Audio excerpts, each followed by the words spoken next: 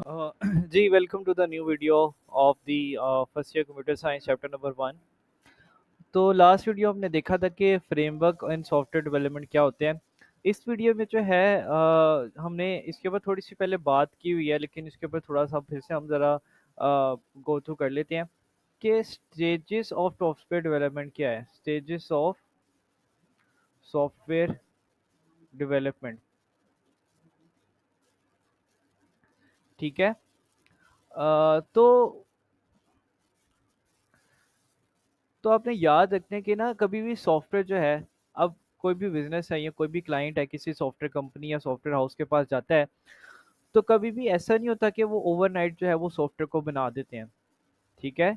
चाहे जितना ही important software क्यों ना हो, चाहे वो उसको कितने ही पैसे उसको ना दे रहे हो, लेकिन कभी भी सॉफ्टवेयर जो है ओवरनाइट नहीं बनता। उसके कुछ स्टेजेस होते हैं, उसका कुछ प्रोसेस होता है, ठीक है। तो जो हर सॉफ्टवेयर हाउस जो है एक जो साइकिल या जो प्रोसेस फॉलो करता है ना उसकी, वो जो है उस स्टेजेस को हम कहते हैं सॉफ्टवेयर डेवलपमेंट स्टेजेस, ठीक है। तो पहली जो स्टेज है ना, अगेन इसके ऊपर जो है इंडिविजुअली हम बात करेंगे, लेकिन फर्स्ट स्टेज इज रिक्वायरमेंट, ठीक है। रिक्वायरमेंट में बेसिकली क्या होता है कि आप जो है सॉफ्टवेयर की नीड्स या क्या ज़रूरत पड़ गई है इस तरह के सॉफ्टवेयर की, उसको पूछते हो, उसको जो है सारी चीज़ों को गैदर करते हो, ठीक है। उसके बाद जो दूसरी चीज़ है वो है एनालिसिस, ठीक है। एनालिसिस का मतलब है कि जो आपने रिक्वायरमेंट देखी है, जो आपने रिक्वायरमेंट कलेक्ट कर लिया है, अब आपने उसकी थ्रो एग्जामिनेशन और थोड़ो एनालिसिस करनी है कि वो क्या क्या चीज़ें रिक्वायरमेंट्स है वो फिजिबल है और क्या चीज़ें जो है वो फिजिबल नहीं है, ठीक है। उसके बाद जो है, तो बेसिकली ये जो है यहाँ से इधर आता है, और एनालिसिस के बाद जो है हमारे पास जो है थर्ड है वो है डिज़ाइन। अब आपने सारी चीज़ों की रिक्वायरमेंट की एनालिसिस कर ली, चीज़ें देख ली कि क्या चीज़ जो है हो सकती है, क्या चीज़ नहीं हो सकती। तो उसके बाद आपने बेसिकली अपना जो सॉल्यूशन है उसको डिज़ाइन करना है।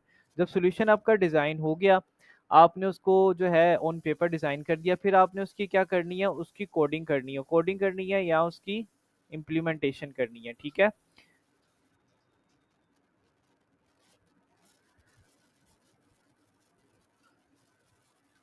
ठीक है भाई, अब हमारे पास जो है अ, पांचवा प्रोसेस क्या आ गया। पांचवा प्रोसेस, जब आपकी कोडिंग हो गई है, अब आपने अपनी जो सॉफ्टवेयर बन गया उसकी जो है टेस्टिंग भी तो करनी है, क्या है ये सॉफ्टवेयर जो है वो क्लाइंट की रिक्वायरमेंट के मुताबिक सही है, इसमें कोई मसला मसाइल तो नहीं आ रहा।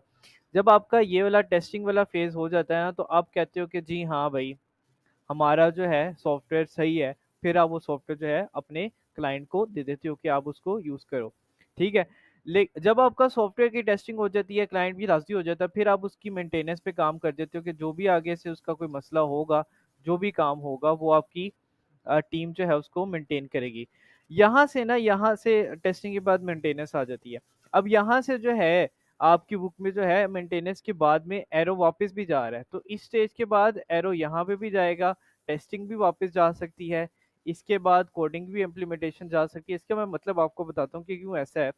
इधर से ये वाला फेज भी डिज़ाइन भी वापस जा सकता है, इधर भी वापस जा सकता है, और इधर भी जो है वापस जा सकता है। उसकी रीज़न ये है कि जब आप कोई एप्लीकेशन या सॉफ्टवेयर मेंटेन कर रहे होते हो कोई टीम, तो आपको मिसाल के तौर पे कोई नई चीज़ ऐड करनी पड़ जाती है, तो वो जो नई चीज़ ऐड होगी वो दोबारा से जो है उसकी कोडिंग में ऐड होगी ना, यही ज़ाहिर सी बात है, उसकी कोडिंग में उसकी दोबारा चीज़ें ऐड होगी, फिर उसको डिज़ाइन में ऐड होगी, दोबारा से कोडिंग में होगी, दोबारा से उसकी टेस्टिंग होगी। तो मेंटेनेंस से जो है आप वापस टेस्टिंग में भी जा सकते हो, कोडिंग में भी जा सकते हो, डिज़ाइन में भी जा सकते हो, और एनालिसिस और रिक्वायरमेंट भी जा सकते हो।